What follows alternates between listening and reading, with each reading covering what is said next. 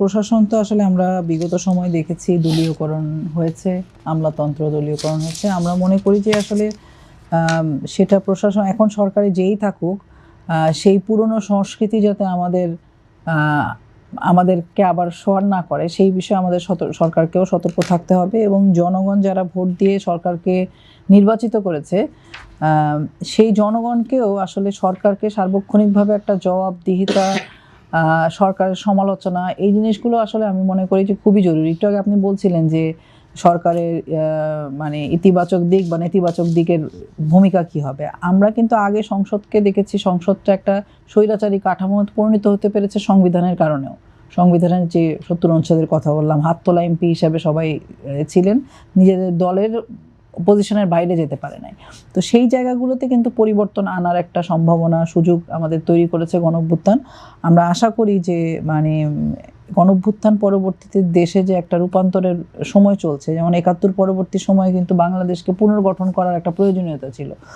আমরাও মনে করি যে গণঅভ্যুত্থান পরবর্তী সময়ে, নির্বাচন পরবর্তী সময়ে ন্যূনতম ঐক্যের ভিত্তিতে আসলে সরকারকে এই জাতি গঠনের যে জায়গা, রাষ্ট্র গঠনের যেই জায়গা, সেই জায়গাগুলোতে গুরুত্বপূর্ণ এবং সতর্ক থাকা দরকার। এবং এটা একটা সম্মিলিত প্রচেষ্টা, এটা আসলে এককভাবে কোনো একটি দল করার বিষয় না। আমাদেরও যে ধরেন সরকারে আমরা যে যতটুকু ভূমিকা রাখতে সচেষ্ট আছি বা যে প্রত্যাশা করছি, সেটাও এই গণঅভ্যুত্থান পরবর্তী সময় যাতে আমরা জাতীয় পুনর্গঠনে একটা ভূমিকা রাখতে পারি, সেটাই।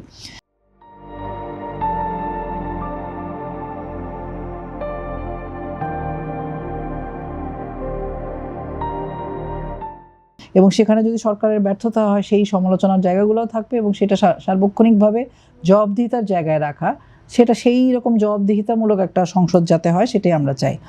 আর সন্ত্রাস বিরোধী যে তৎপরতার কথা সরকার ঘোষণা দিয়েছে, আমার কাছে মনে হয় যে সন্ত্রাস বিরোধী আইন বা সন্ত্রাস বিরোধী তৎপরতার নামে আগে যা হতো যে আমার দলের বাইরে যারা আছে তাদেরকেই হয়তো আমি দেখা গেল গ্রেফতার করা হইতেছে, বা বিরোধী মত যাদের তাদেরকে আক্রমণ করা হচ্ছে। ইরানে যে আক্রমণ হচ্ছে, সেখানেও তো সন্ত্রাসের বিরুদ্ধে যুদ্ধের নাম করে সেখানে আক্রমণ হচ্ছে। ফলে সন্ত্রাস বিরোধী আইনের যেই সীমাবদ্ধতা বা যেই অপব্যবহার আমরা আগে দেখেছি, যে বিরোধী মতকে দমন করার জন্য সন্ত্রাস বিরোধী আইন বা সন্ত্রাস বিরোধী যে অভিযান সেগুলো কাজে লাগে, সেটা যেন না হয়। বরং আমরা যখন নির্বাচনের সময় জনগণের কাছে গেছি, জনগণ কিন্তু বারবার বলেছে মাদক, তারপর সন্ত্রাস, তারপর চাঁদাবাজি, এই জিনিসগুলো মানুষের স্বাভাবিক জীবন, তার প্রাত্যহিক জীবন, তার যে মানে কি বলবো, তার যে আয় রোজগার, রুটি রুজি, সমস্ত কিছুর উপরে যেভাবে হুমকি হয়ে পড়েছে, সেটা থেকে কিন্তু মানুষ পরিত্রাণ চায়।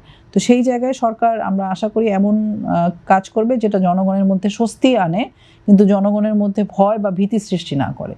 সেটা আমরা মনে করি যে আমি আরেকটা বিষয় আপনার দৃষ্টি আকর্ষণ করতে চাই, সেটা হচ্ছে স্বরাষ্ট্রমন্ত্রী বলেছেন শহীদ ওসমান হাদির যে 2 আসামি ভারতে ধরা পড়েছে, তাদের ফিরিয়ে আনার কাজ চলছে।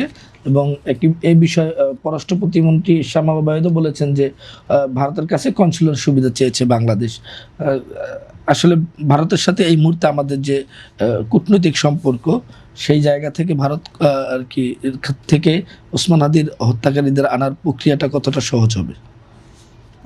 এইটা একটা মানে এটা নিশ্চয়ই আমাদের জন্য একটা উদ্বেগের বিষয়। কারণ ওসমান হাদি যেভাবে ঠিক ইলেকশনের আগে আগে তফসিলের পরেই প্রাণহানি হলো, এবং আমরা কিন্তু অন্তর্বর্তীকালীন সরকারের সময়ও এটা নিয়ে সারা বাংলাদেশে আমরা দেখেছি কিভাবে মানুষের মধ্যে ক্ষোভ তৈরি হয়েছে, মানুষের মধ্যে একটা অনিশ্চয়তা তৈরি হয়েছে।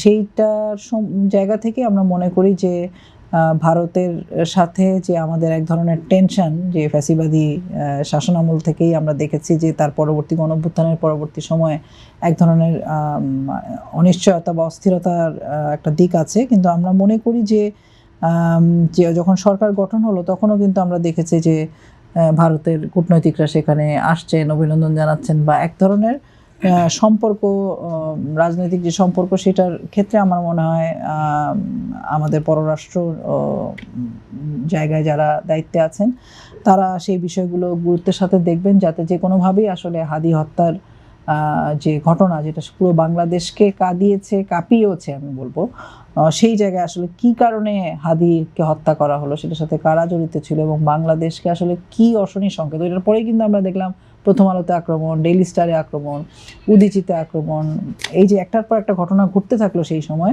তার মানে বাংলাদেশকে আরো বিপদগ্রস্ত করার জন্য এই চেষ্টাটা আসলে কারা করলো? এটার সাথে কি কোনো ফ্যাসিবাদের যোগসাযোগ ছিল নাকি আসলে কি? এই প্রশ্নগুলো উত্তর জানতে হলে আমাদের আসলে হাদির হত্যার সাথে যারা জড়িত ছিল তাদেরকে বাংলাদেশে আনার জন্য যে কূটনৈতিক প্রচেষ্টা, সেই চেষ্টাগুলো আমাদের সরকারের তরফ থেকে আমি মনে করি যে অব্যাহত রাখতে হবে।